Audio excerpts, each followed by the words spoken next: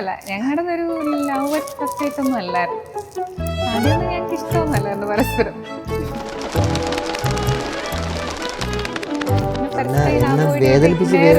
Ignore ചെയ്ത് വിടുവായിരുന്നു.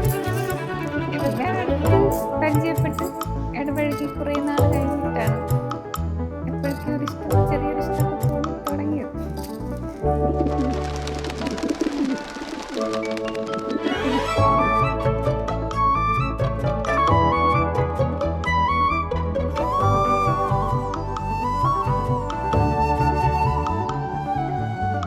ഞങ്ങളങ്ങനെ ഞാൻ പറഞ്ഞില്ല ഈ പറഞ്ഞ റിലേഷനിലാവണം എന്ന് പറഞ്ഞിട്ട് അങ്ങനെ റിലേഷനായി സെറ്റപ്പല്ല, ജസ്റ്റ് ഫ്രണ്ട്സ് ആയിരുന്നു. അപ്പോൾ ഫ്രണ്ട്ഷിപ്പ് എന്നൊരു റിലേഷനിലോട്ട് പോകുന്നൊരു സംഭവമായിരുന്നു. ഫ്രണ്ട്ഷിപ്പ് കുറച്ച് ഡീപ്പാകുമ്പോഴത്തേക്കും ഓട്ടോമാറ്റിക്കായിട്ട് നമ്മൾ അങ്ങനെയൊക്കെ അങ്ങനെ സംഭവിക്കുമല്ലോ, സംഭവിച്ച് പോയതാണ്. സംഭവിക്കാൻ വേണ്ടിയിട്ട് ട്രൈ ചെയ്തല്ല, സംഭവിച്ചു പോയതാണ്.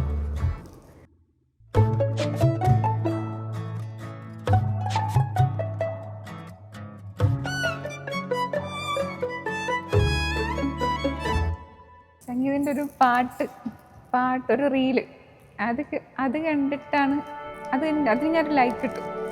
അങ്ങനെയാണ് ഞങ്ങൾ തമ്മിൽ പരിചയപ്പെടുന്നത്. ആ പാട്ട് ഓർമ്മയുണ്ടോ? എന്നവളെ അടി. അങ്ങനെയാണ് ഞങ്ങൾ പാടുവോ? പാടും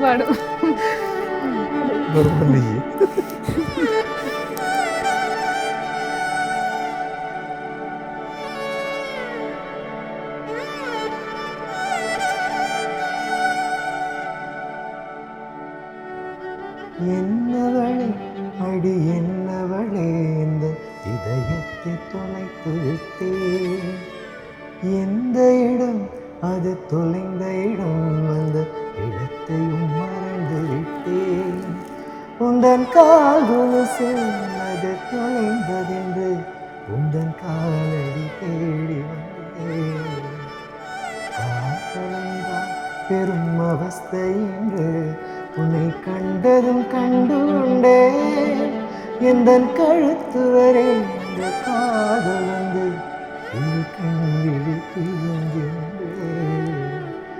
என்னவளே அடி என்னவளே இந்த இதயத்தை தொலைத்து விட்டே.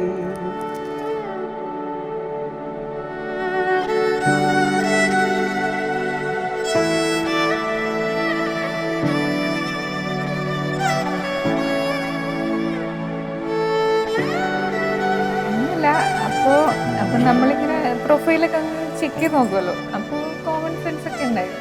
അങ്ങനെയാണ് പിന്നെ നേരിട്ട് അങ്ങനെയാണ് പരിചയപ്പെടുന്നത്.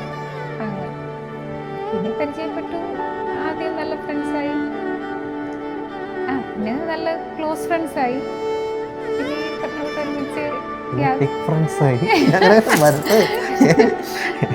പറഞ്ഞിട്ട് ഒരുമിച്ച് കുറേ ട്രാവലൊക്കെ ചെയ്തു. അപ്പോഴാണ് ശരിക്കും നമ്മൾ കൂടുതൽ അറിയുന്നത്.